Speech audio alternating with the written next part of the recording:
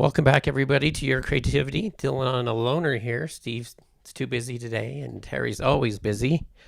And we had Erica lined up, but she got busy at the last minute, so it's just me. But we're here with some amazing, talented people. You may have seen them on America's Got Talent a few times. It is duo Transcend, Mary and Tice. How are you?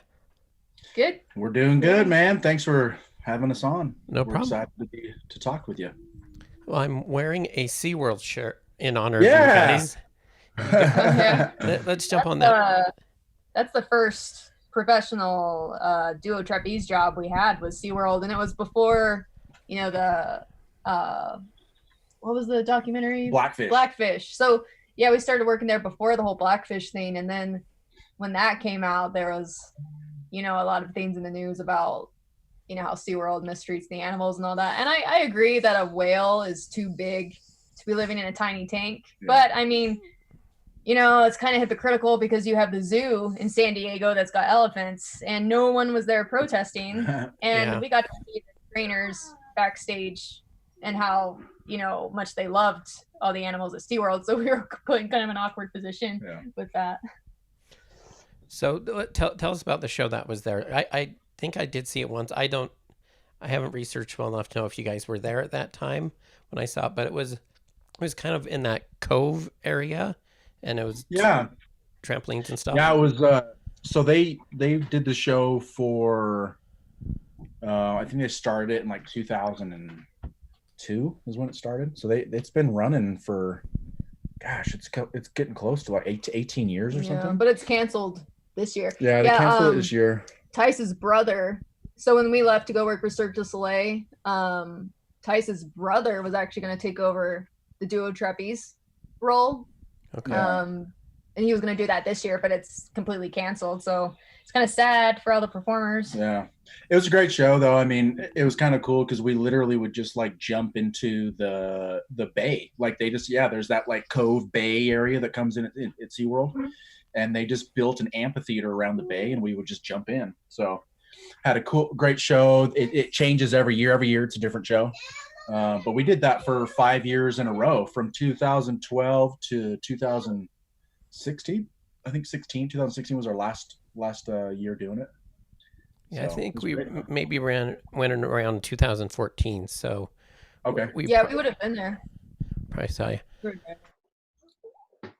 Now you said that was the first professional job as a duo Transcend. You also were with Cirque du Soleil. Did that happen after? Yep. Yeah. So we met working in a diving show in Utah, and we got married, and then that year that show closed down. So we had some savings, so we decided, okay, well, let's train really hard and see if we can get hired by a professional company, and if not, then we'll figure something else out and get another job. And the SeaWorld show was the first professional show that we auditioned for in Las Vegas, and they didn't hire us with our duo act because they didn't have trapeze, and we didn't even really do trapeze yet. I was doing aerial silks and Tice was doing just acrobatics. So we went and auditioned, and we auditioned for like separate roles. And then we both got called back. And then in the interview, we're like, oh, by the way, we're married. And I think they really liked that we were married because this company is very family oriented. And I think that helped us get the job because they were kind of like, oh, like you guys are married and you're doing this together. We love that. Yeah. And maybe less of a flight risk than, a single person. Yeah. Right. Yeah. So we worked there. And then the next year they said, oh, we're hiring a duo trapeze act, like a professional act from Vegas, and we need a backup. So we're like, oh, we'd love to be the backup. So we trained and we got hired for the backup. So we did that part-time. And then the rest of the week we were doing the normal acrobatic roles.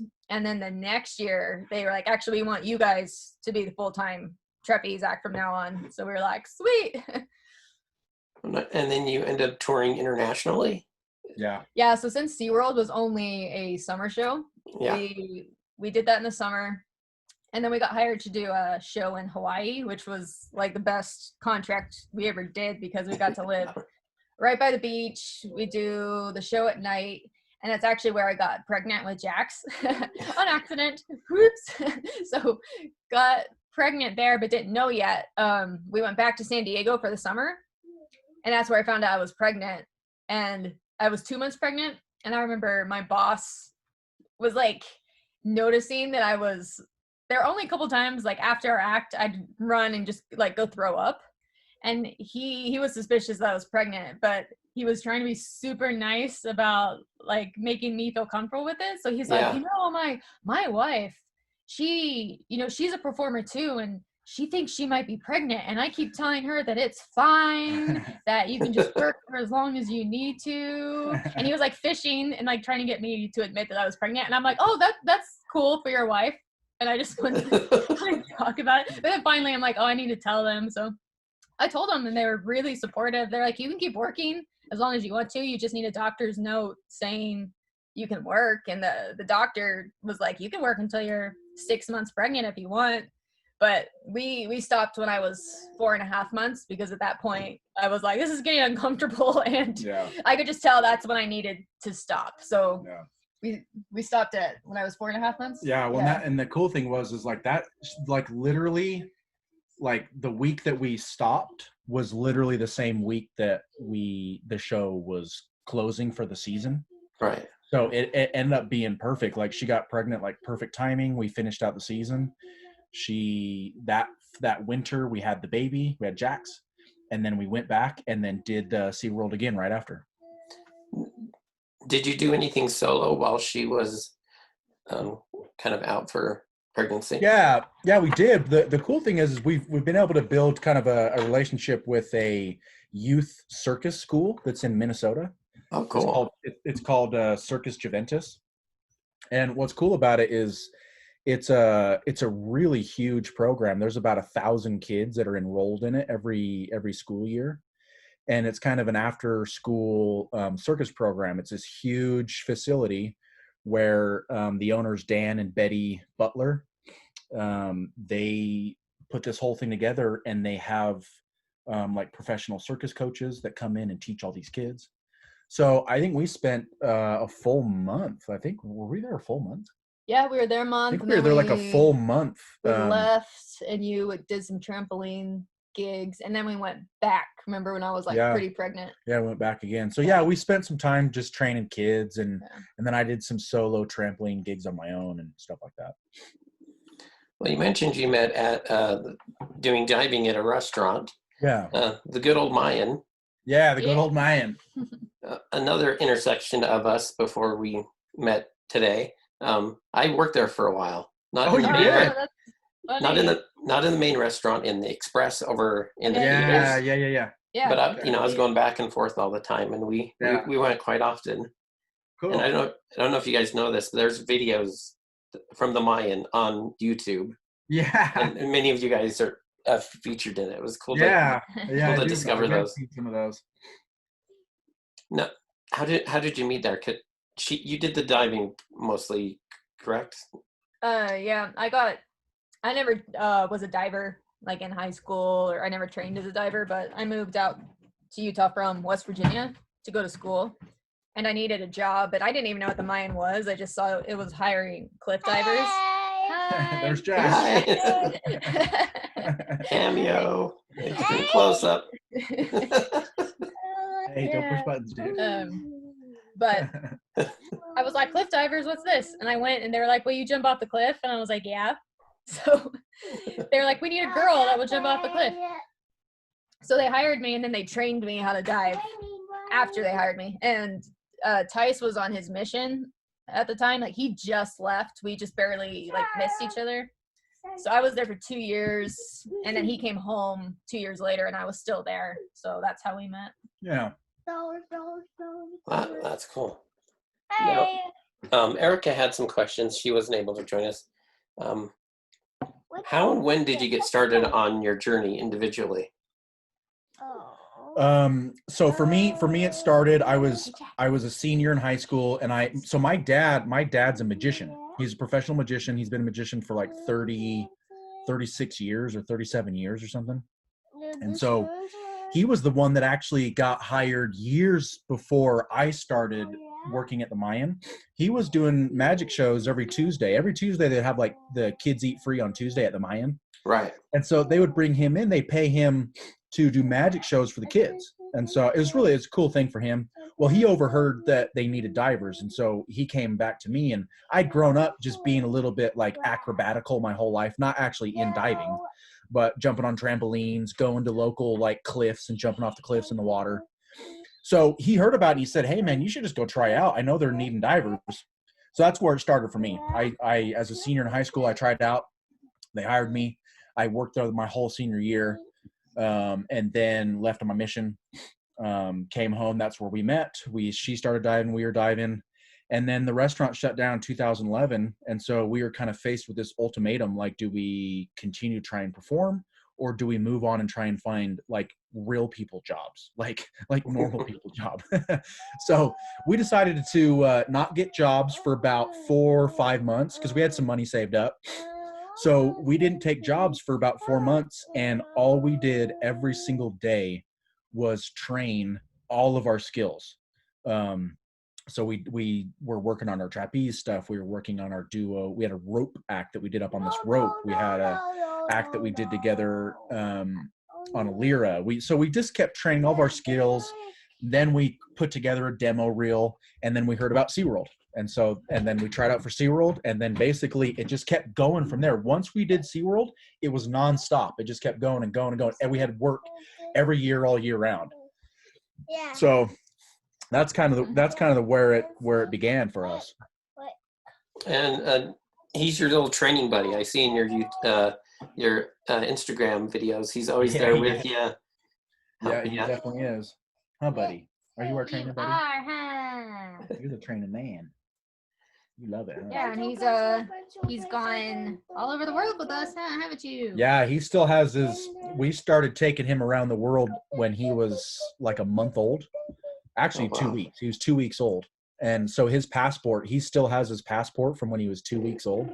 Wow. So what's funny is you know when you go through customs and stuff, and you can never get those custom TSA agents to break a smile. They're very serious. They're like stones, right? Yeah. Well, if you want to see them break a smile, it's every time we hand them Jax's passport.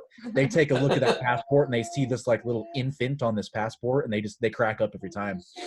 So it's pretty cute to see that. He's 4 years old, and he's got like, I think he's been to like eight different countries. He's a world traveler. Wow, I haven't been outside the United States. Yeah.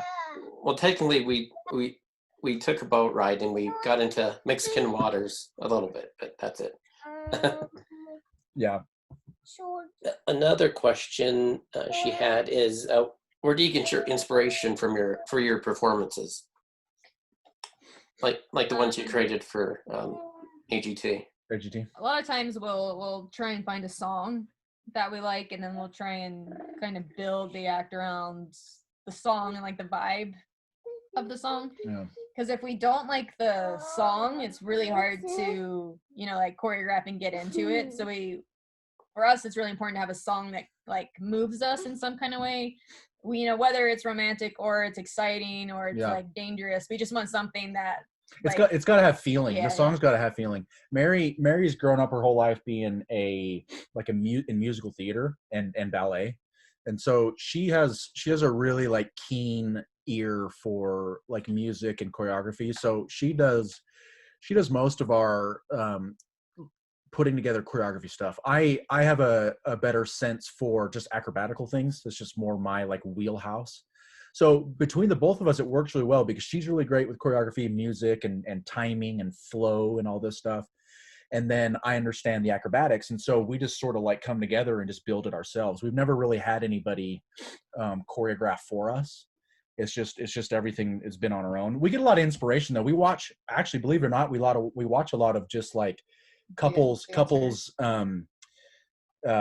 ballroom dance, ice skating, couples, just couples dance, because what we do is we sort of like look at what they're doing, we get some inspiration, and then we flip it upside down and take it up in the air.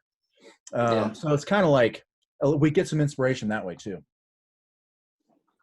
Like at the end of your ones, it looked like a very salsa pose where you guys would stop roller skating. It was Yeah. very Yeah.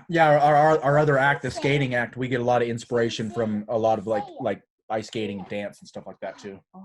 Where did so last one that was on the champions thing where she's spinning with the headpiece and everything. Yeah.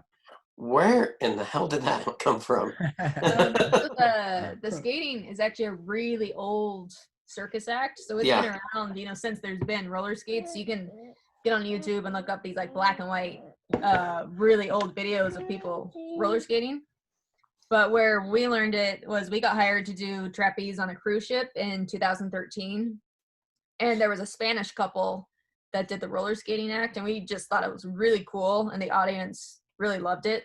So we were like, oh, I think like we need a ground act. Maybe we could learn that. And we thought we'd be able to learn it, but it was a lot harder than we thought it would be. I grew up like skateboarding. I was always riding bikes and stuff. So I'm like, I'm comfortable on being on wheels. Like I know how to be on wheels. So I saw the roller skating. I'm like, babe, we could learn this. And I think it'd be a great addition to our like performances. We have the aerial act that's really great, and we could have this ground act that's really great. And I'm like, yeah, we got this. So we bought some skates, build a little platform. And I'm telling you, man, that I think learning the skating, I think I was challenged with that more than any other thing that I've ever done in terms of like being athletic and learning a craft.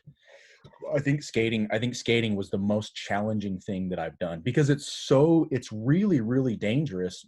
And I am 100% responsible for her life. And so it's such a psychological game. And I have a lot of respect for a lot of these old school, like circus acts that used to do this stuff back in the early 1900s. Because it is not an easy thing to learn. It looks like you could figure it out, but man, it takes so many repetitions to dial in what's needed. One small little like hiccup and you fall down. There's no saving it. And so it took a while, but it's a great act. So did you this is from my head, did you like practice with a dummy trying to get started, just the weight and the distribution, or was it always her there? I'm not calling her a dummy, but right. Yeah, I actually made a couple videos that we posted on our Instagram, and I said that this is Mary's stunt double, and we call her Bertha. It started as a 50-pound punching bag that I would just grab a hold of the top of the bag and spin that. And then I graduated to a 100-pound punching bag. And so that's where some of the skill, it'll never be the same. So like picking up the punching bag versus her, it is not the same, but it at least gave me a little bit of the rhythm and the know-how to like do things properly without killing her like right off the bat. And so then when we would use her, we would put a helmet on. She would wear a mouth guard. She would wear shoulder pads, elbow pads, wrist pads, knee pads. We would put a pillow, a big full-size pillow in her shirt, in her back, so it would cover her spine and her butt. And so she looked like a rag doll, like a scarecrow or something. She was just stuffed with all this padding.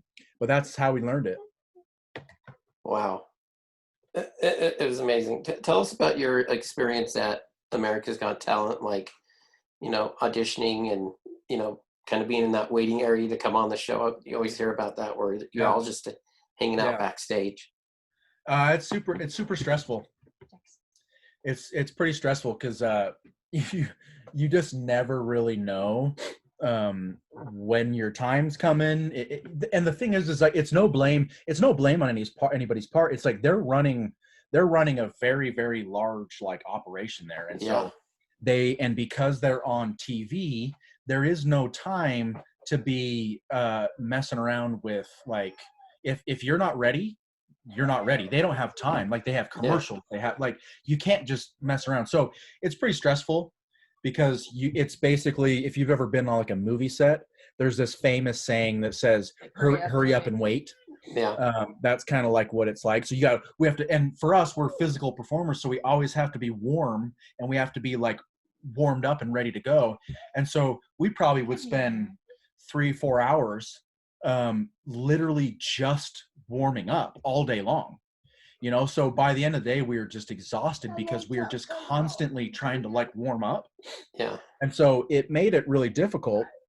But the actually being there and stuff, it was such a surreal moment. It was really cool to be surrounded by a lot of high level talent, something that people they don't really realize until you're in the moment. When you're surrounded by people that are like really, really high level, really, really good at what they do, you start to weed out a lot of these like bad personality traits.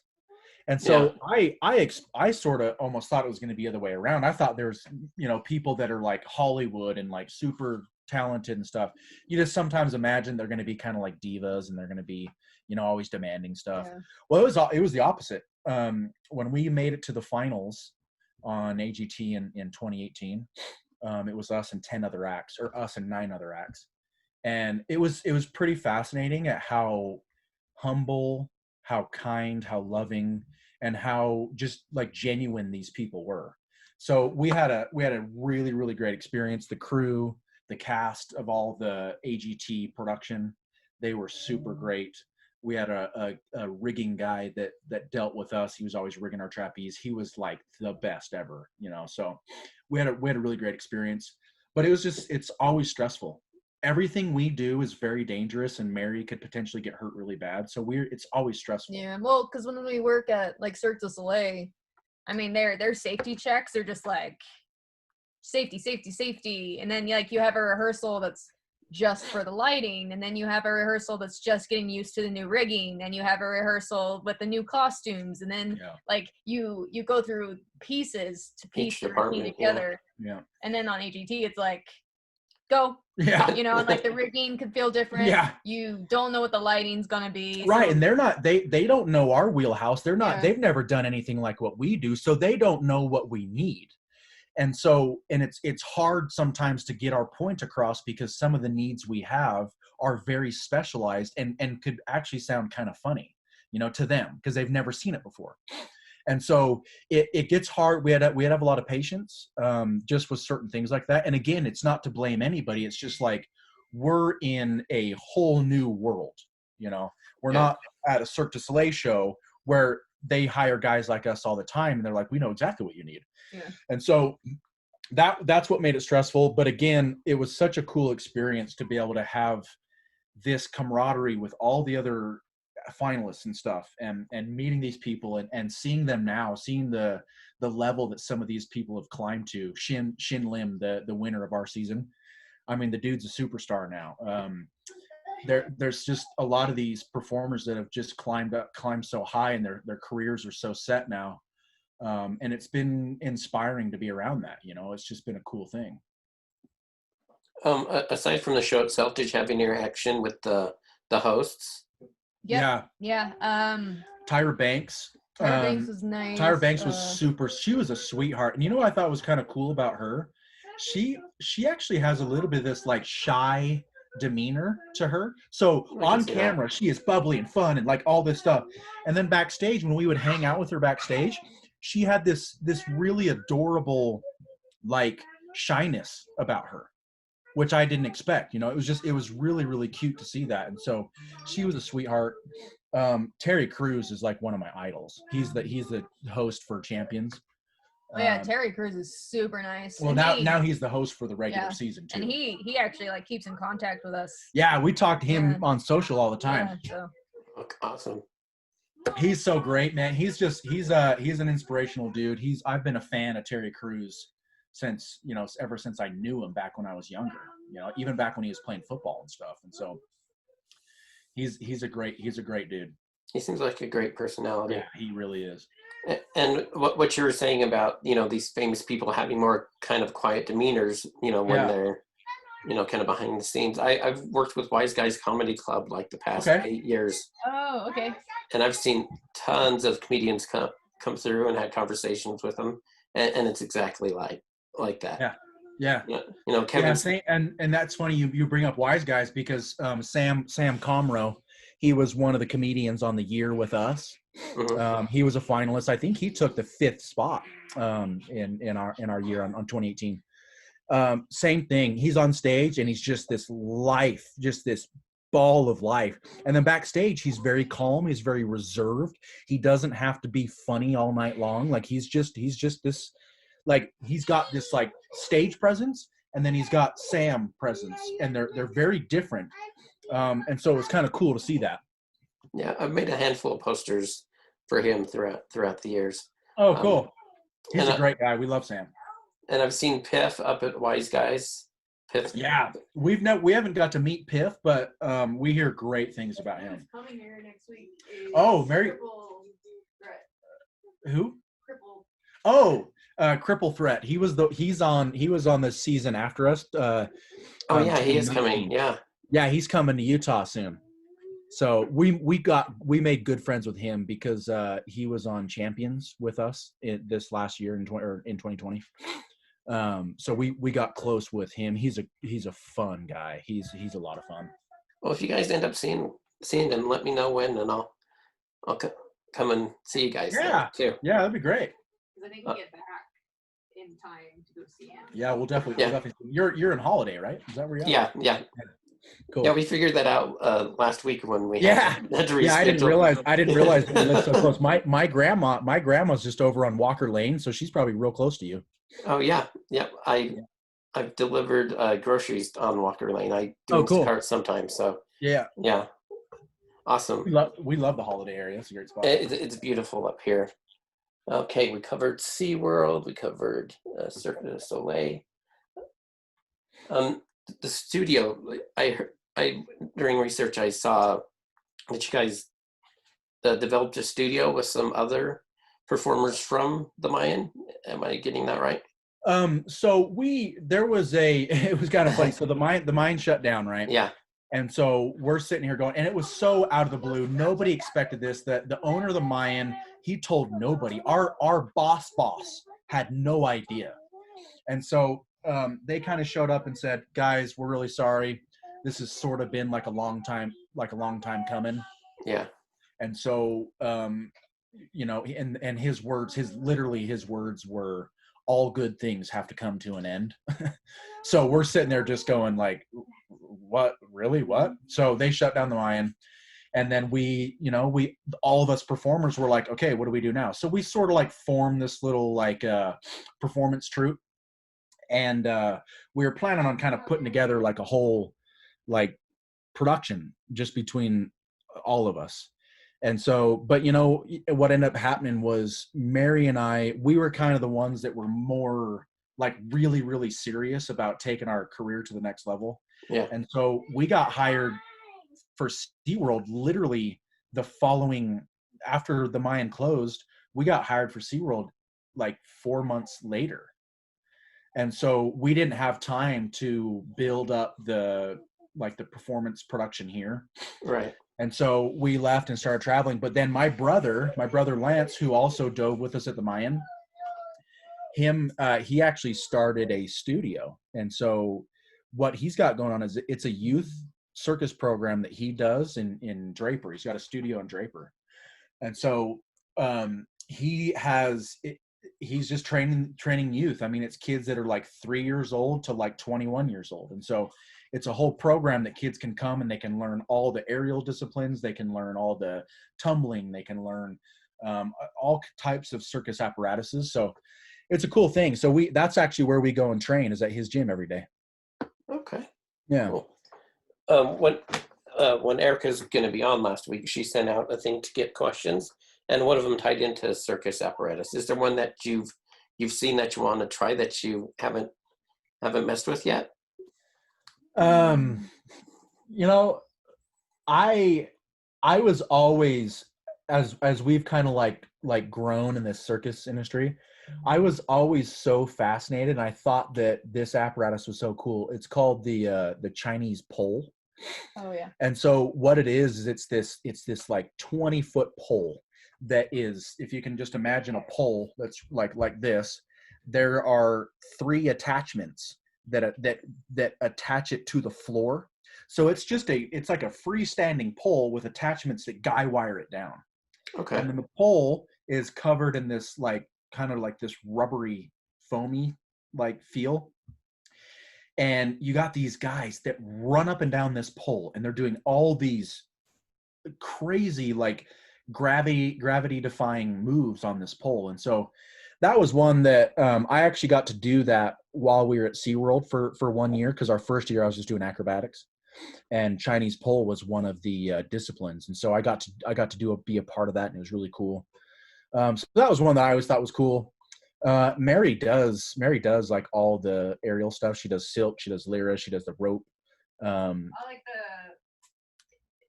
if I could go back, like if I didn't do what we do, I think I'd want to learn Russian bar.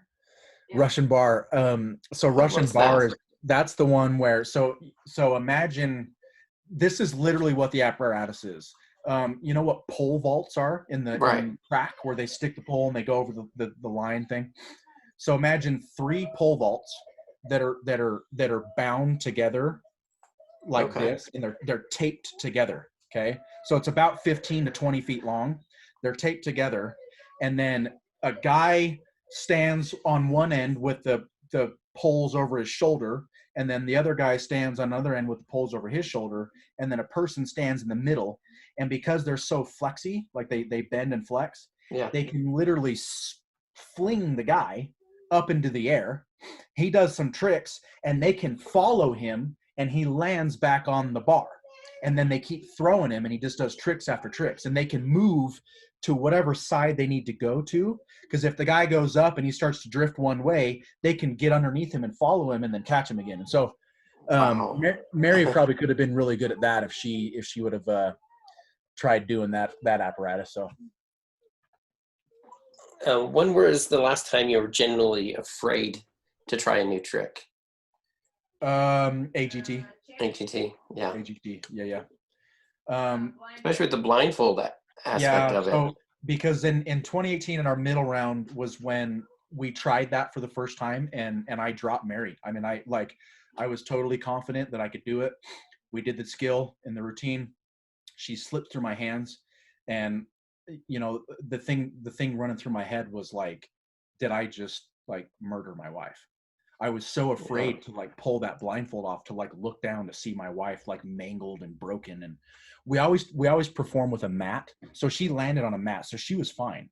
But the mat is not a guarantee that she's going to be fine. She can still land in a weird way and get really seriously hurt. Yeah. So when that happened, when that happened, first of all, we thought for sure that the AGT was going to give us the boot and that we weren't going to move on, because they're like, well, you screwed that up. But you know what? They saw such a desire in us from the first round to that round. They saw us. We didn't just try and step up our game. We did everything possible. We lit our trapeze on fire. I put a blindfold on. We raised the trapeze higher. Like they saw everything that we were trying to do. And so when we fell, Simon looked at us. First of all, Mary grabs the microphone and she goes, "We would like to go up and do that again." And the judges are looking at each other, and then they look at me, and I'm almost doing this like, and Mary's like, "I want to go." Like, I'm still processing. Yeah. And so then Simon looks at us and he goes, "You know what?" He goes, "You guys put it all out there." He's like, "You literally put it all out there." He says, "Watching you fall like that," he said, that made it so real to me. And he says, now I see what you guys go through day in and day out. Now I see what Mary has to go through when I decide to put a blindfold on and try and catch her. Like she has to go through that. Yeah. So Simon saw that, and he had so much admiration and he's so much respect for us. He normally hates circus acts. He normally doesn't like it. He told us that over and over again. Yeah. But he was so moved by our willingness that they put us through. So that was the scariest moment, because now they put us through. So now I know when we go back to the next round, I have to do it again. Like, because we can't just like shrug it off and be like, okay, we're not doing that anymore. Like, I knew I had to do it again. And so that was so freaky to go back to the next round and do it again. We did that trick every single day. Well, it's because we did it at Since- Cirque. Yeah, we had a contract in between. We did that trick every single day after I dropped her. And still that night when we went back to AGT for the quarterfinals, that night I was literally like quivering. Like I was so freaked out because I'm like, if I drop her again, I'm done. Like the Yeah. world's gonna remember me as the guy that threw his wife on her head, and like I'm finished. And so it was so scary for me, and I know it was for her. She handled it way better than I did. And so that was super freaky. We did the next round, we caught it, and we kept moving on, and it just everything was flow after that. Once we did that quarterfinals, semifinals, we just flowed. Finals, it flowed. Like everything just went so well for us. And then when we went back for champions in 2020, we were doing a whole nother skill where we were incorporating the skating, and I was blindfolded for the skating. And so right back again, like I'm having these feelings of like, oh my gosh, like I'm gonna freak out. And so yeah, so those were definitely the scariest moments. Well, and I mean, not to put down singers, because I love singers and people connect with singers in a way that they can't connect with other acts, because you know, when the singer's singing and the camera is up close on their face and like you get to look into their eyes and they make you feel this emotion, you know, you get really attached to singers. But with them, they just change a song and then they're like, oh, that was great. With an act like us, if you go and do just another trapeze act, they're like, that was exactly what you did last time. And Right. you could say, but I changed the song. It doesn't matter. They'll Yeah. say Yeah. it was the same. So, you know, what's stressful with us is we have to do all these things we normally don't do. Like when we're at Cirque du Soleil, we do what we're used to practicing a lot. And then on AGT, if you go through a round, they're like, what are you going to do next time to make it more dangerous? Yeah. And I'm like, why does it have to be more dangerous every time? Yeah, But we realized that's what we went on the show for. exactly. So we had to do whatever we had to do to move on. And I think the judges and the producers appreciated that we were willing to try Yeah. pretty much anything to, You know, and to we keep going. left no stones unturned. I mean, everything that we could think of, we did it. And Yeah. so, you know, it was just a cool thing for us. And at the time it was super scary and stressful, but we look back and we're like, you know, we're so glad that we pushed ourselves that hard, and we're so glad that we put ourselves through so much stress. Every time we would go, because there was 5 rounds that we went through for the normal season. Right. We would do a round, we would fly home, and we would literally get sick. Like physically we would get sick, like fluish, feverish, and then we'd kind of get over it and we'd go back and we would do the round and we'd go back home and we would get sick, like every single round. And it's because we wouldn't sleep. We like everything was so focused on making this thing the best that we could do that we would do it and then we would just be drained, and we would have like 2-3 days where we would just have to lay there and do nothing because we were so sick. But we look back and we're like, you know what, like that's what it took for us to get where we are. And anyone in the finals with us on 2018, if you looked at every single one of them, they did the exact same thing. Every one of them deserved to be where they were because every one of them left no stones unturned, and they did everything possible to get themselves to that level. Everybody that didn't, everybody else that was like, hey, you know what, I think I'm going to save like this song, or I think I'm going to save this trick, or I'm going to save this piece of my choreography for the finals because that's the big thing. I'm going to save it. Anybody that did that never made it there. So we did our hardest routine every single round. Every single round, it was the hardest thing we could think of. And so we would do it, and then we would make it through the round, and now we're like, oh my gosh, we've got to come up with something else now. What are we going to do? And it would just work. When you're doing your best, when you're trying your hardest, and you achieve it, something else will come to you. It will just happen. And so that's what we learned. We learned that if we try to save something for the end, we won't make it to the end. We have to do the hardest thing every round. Because they can probably see that you're holding back. Exactly. That's exactly what it is. The judges can see it, and they'll call you out on it. they'll say, I can tell you're holding back. I know you're better than this. And when they're kind of ripping you apart like that, the audience, the people judging, the people that are voting, they are like, he's kind of right. Like, it did look like he held back. And so if you appear to be holding back, there was one guy specifically that we were friends with on AGT, and I remember him saying this. He had round 1 planned, round 2, round 3, round 4, round 5. He had them all planned. He knew exactly what he was going to do, and they all built up bigger and better. And the whole time I'm like, I don't think you're going to make it there. You might have this extravagant, unbelievable, incredible finales routine, but I don't think you're going to get there. And sure enough, he didn't. And so it was just one of those things where you leave it all out on the table every single round.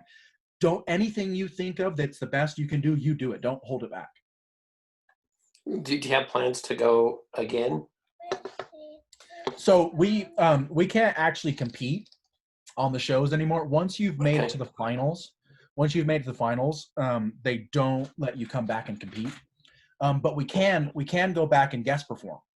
And so we might be going back to do some guest performing on one of the shows. So we're waiting to hear on that. Now, the world's shut down, and Cirque du Soleil had that bankruptcy scare, and I think they figured out. What have you guys been doing in this downtime? So we've been working hard on, once things get back and open again, we've got some really good strategies on how we're going to market ourselves better for our performing, how we're going to do. We love doing these corporate events. Something else we love doing, we love to speak. We love to help people, encourage people with either entrepreneurship, either motivation, like learning how to have drive in life, learning how to do hard things to become better and make yourself better. So we're putting together a lot of like public speaking type stuff. We're putting together a lot more better performances on our part. We plan to continue to perform. And so the other thing that we're doing too is we're building an online fitness business. That was kind of the first love between me and Mary. I grew up just being in fitness, loving fitness. I've always wanted to improve my body in any way possible. And so a lot of people are continuously reaching out to us being like, hey, we'd love to have you coach us. Could you write us a program, a diet, whatever. So we're also focusing a lot of our time building an online fitness business. And so we're actually getting really close to be able to launch that. So that's going to be launching pretty soon. Well, let us know and we'll share. You're part of the Your Creativity family. So we'll share your stuff like crazy. I think it is time for our bonus questions. We close out the podcast with 3 bonus questions. First one is, what does creativity mean to you? What does creativity mean to us? I think creativity is something that you have to try things in order to become more creative. So what I would say is, there might be some people that are really lucky and they can just have all these ideas that come to them, and they just have so much creativity in their own head. I think every one of us are capable of that, but I think it takes practice and training. And so I think the people that say, well, I'm just not that creative, I think it's because they've never really tried to be creative in the first place. And because it's not supernatural for them, they don't ever practice it. So creativity is something that you do little things constantly, and creativity continues to come to you, and it builds, it gets better and it gets better. And we experience that as we tried our best on round 1. We're like, okay, we did it. We are fresh out of ideas. Like, now what? When you're forced to be creative, we knew in 1 week we had to do it again, and it had to be new music, new choreography, new everything. When you're forced like that, you will become creative. And so to me, creativity is something that is a learned skill, and it has to be practiced. And the more you practice being creative, the more creativity you'll build. That's beautiful. I love that. Mary, do you have anything to add? I think you need to go out of your comfort zone. Yeah. Because if you don't explore things, you'll never come up with anything new. So I think maybe a lot of people, they don't go outside of their comfort zone or outside of what they think is good or their taste. I think you need to just explore and Yeah. because like art and everything is subjective. So something you think is really good, somebody else might think is terrible. Yep. So you need to like explore Yeah. a lot. Yeah. I do graphic design, and I do stuff that I think's great, and clients are like, okay. Oh, yeah. Yeah. I know that exactly. Yep. The next bonus question is a lot. It's much more fun. Who is your favorite Muppet and why? Muppet. Favorite Muppet? Oh my gosh, I think I missed that era. I honestly think I missed it. I never think I've even watched the Muppets. Yeah, I don't know. I mean, I had a Tickle Me Elmo when I was younger. Which is Kermit the Frog? Is he a Muppet? Yeah. Okay, I think Kermit. Wait, does like the Dark Crystal count? Yes, any Okay. Jim Henson related thing. So Labyrinth, Dark Crystal, Sesame Street. Yeah, so I'd go with the Dark Crystal, like any character. Yeah, those from are that. the Dark Crystal's pretty cool. Yeah. Any of Did those you- characters are cool. Did you guys watch the new Dark Crystal show? Yeah, it's really fascinating. Amazing. They've done a really Mary's been on a lot more movie sets than I ever have. So I keep watching. Jax has been loving that new series, and I would be looking. I'm like, how are they doing this? Like, how are they designing these sets? And it's fascinating how they're doing that.